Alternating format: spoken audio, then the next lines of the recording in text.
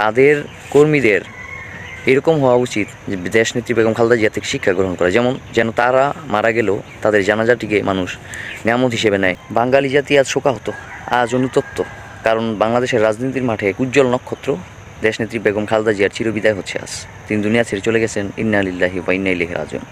তিনি এক আপোষহীন নেত্রী ছিলেন। তিনি এই দেশটিকে আগলে রেখেছেন তার সন্তানের মতো, দেশের জনগণকে আগলে রেখেছেন নিঃসন্তানের মতো। তিনি দেশ ছেড়ে যাননি, তার বড় আশা ছিল আমি দেশেই থাকবো, দেশে জন্মগ্রহণ করেছি, দেশেই মরবো। আল্লাহ পাক তাকে দেশে কবুল করেছেন এবং তার স্বামীর পাশেও তাকে কবুল করেছেন। তিনি অত্যন্ত সৎ এবং নিষ্ঠার সাথে দেশ পরিচালনা করেছেন। তিনি হাজার জুলুম, অত্যাচার, নির্যাতন স্বীকার করেছেন, বেশ কয়েকবার তিনি কারাবরণ করেছেন, কিন্তু তিনি শত্রুর কাছে, অন্যায়ের কাছে তিনি কখনোই মাথা নোয়াননি এবং তাকে প্রশ্রয় দেননি। মৃত্যুর পূর্বে একটি ভালো খবর হচ্ছে তিনি তার পুত্র জনাব তারেক রহমানের হাতে তার দলটিকে তুলে দিতে পেরেছেন। এটা হচ্ছে একটি সুক্রিয়ার বিষয় বিএনপির পক্ষ থেকে।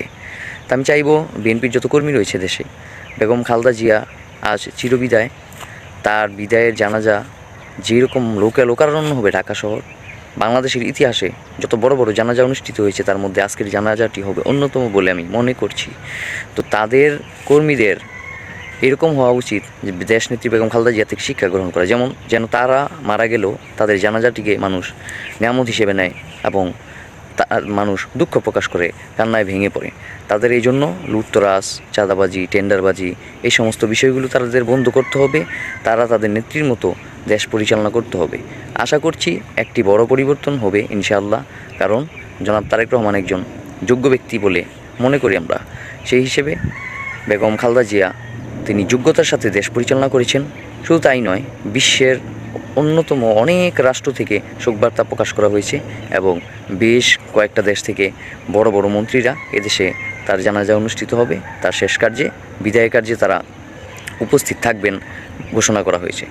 দুপুর 2টায় তার জানাজা এবং তার স্বামী শহীদ প্রেসিডেন্ট জিয়াউর রহমানের পাশে তাকে দাফন করা হবে। এটি একটি খুশির বিষয়, কারণ এই বাংলাদেশের একমাত্র প্রধানমন্ত্রী যাকে আমরা জন্মের পর তার জানাজা অনুষ্ঠিত হবে, তার মৃত্যুবরণ সঠিকভাবে দেখতে পারলাম এবং তার স্বামীর পাশে দাফন করা হবে। তো এটা ইতিহাসে একটা অন্যতম বিষয়, কারণ ইতিপূর্বে বাংলাদেশে এটা কখনো ঘটেনি। অনেক প্রেসিডেন্টকে আমরা দেখেছি দেশ ছেড়ে পলায়ন করতে, লুটতরাজ, দেশের সম্পদ লুটে দেশ থেকে পলায়ন করেছে।